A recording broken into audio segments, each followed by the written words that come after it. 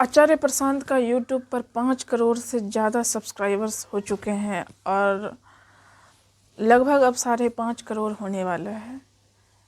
तो कहाँ है ये जो मतलब 5-5.5 करोड़ सब्सक्राइबर्स हैं, ये क्या कर रहे हैं उनसे सीखने के बाद और उनके जो विचार हैं उसको समझने के बाद।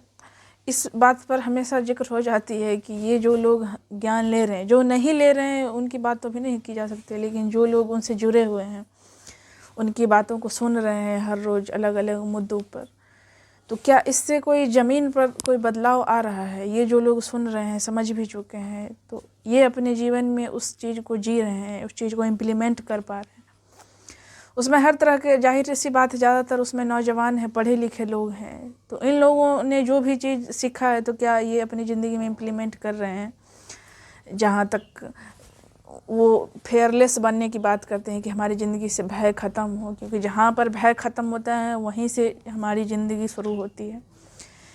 तो जो भी उनके सब्सक्राइबर्स हैं अभी हमें सुन रहे हैं, तो मैं आपसे पूछना चाहती हूँ, क्या आपकी ज़िंदगी से डर ख़त्म हो गया, लालच ख़त्म हो गया, मोह ख़त्म हो गया? आपके जीवन में क्या प्यार का सही रूप आया है? आपके दिल में लोगों के लिए प्यार जगा है, करुणा जगी है? आप लोगों के प्रति कितना, मानव समुदाय के लिए, मानव जाति के लिए आपके दिल में कितनी सहानुभूति है? आप अपने आसपास घर परिवार में रहते हैं तो लोगों के प्रति आपका क्या नज़रिया है? क्या आप अभी उनसे डरते हैं? आप इस बात का ख्याल करते हैं? उनसे सिर्फ सच इसलिए नहीं कहते हैं कि उन्हें बुरा लग जाएगा? तो अगर ये सब चीज़ बदलाव आपके अंदर आ रहा है तो ठीक है, कहीं ना कहीं आपका सुनना सफल हो रहा है। लेकिन ये सब अगर नहीं हो पा रहा है तो फिर सुन के कुछ नहीं होने वाला है। आचार्य प्रशांत अपने सेशन में कहते हैं ना बार बार कि हमें वॉरियर चाहिए, ये बच्चे नहीं चाहिए कि आके बोल रहे हैं कि गुरुजी हमें भी ले लो अपने शरण में, यहाँ पे हम लोग आराम से बैठ के भजन कर रहे हैं। तो उन्होंने खुद, उनकी ज़िंदगी आप देखिए कि वो जब से उन्होंने जो भी उनका एकेडमिक लाइफ था ख़त्म करने के बाद उन्होंने कितना संघर्ष किया है। आज उनके इतने सब्सक्राइबर्स हो गए हैं, लोग जानने लगे हैं, जगह जगह जाके अभी उनके पॉडकास्ट हो रहा है। लेकिन शुरुआत में ऐसा नहीं था, बहुत सी चीज़ों से, बहुत सारी बाधाओं से उन्हें भी लड़ना पड़ रहा था और आज भी लड़ रहे हैं।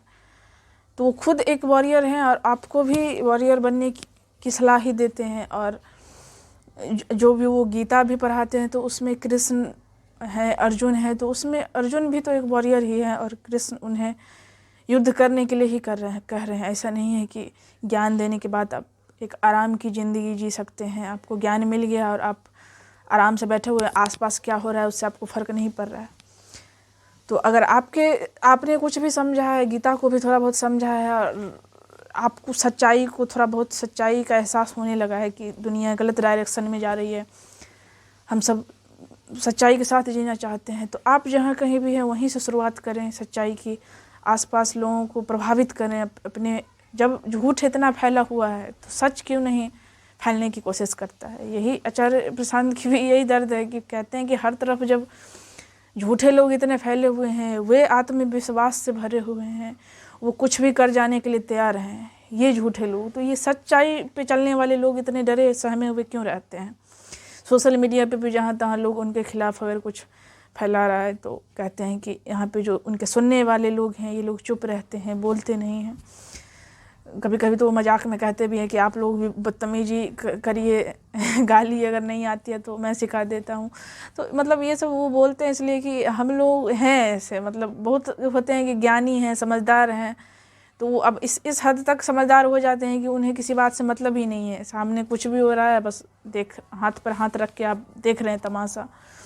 तो ऐसा नहीं होना चाहिए। अगर आसपास अन्याय हो रहा है, शोषण हो रहा है, किसी के साथ गलत हो रहा है, तो आपके अंदर इतना जज्बा होना चाहिए कि आप उसका विरोध कर सके। जिस तरह से भी आप करना चाहते हैं, उस समय जैसे करना चाहते हैं, आप ज़रूर कोशिश करें। और अगर अभी आपको ये वीडियो अच्छा लगा है तो आप चैनल को सब्सक्राइब कर सकते हैं, लाइक कर सकते हैं, कमेंट कर सकते हैं, अपने दोस्तों में शेयर भी कर सकते हैं और हमारे साथ बने रह सकते हैं। बहुत बहुत धन्यवाद।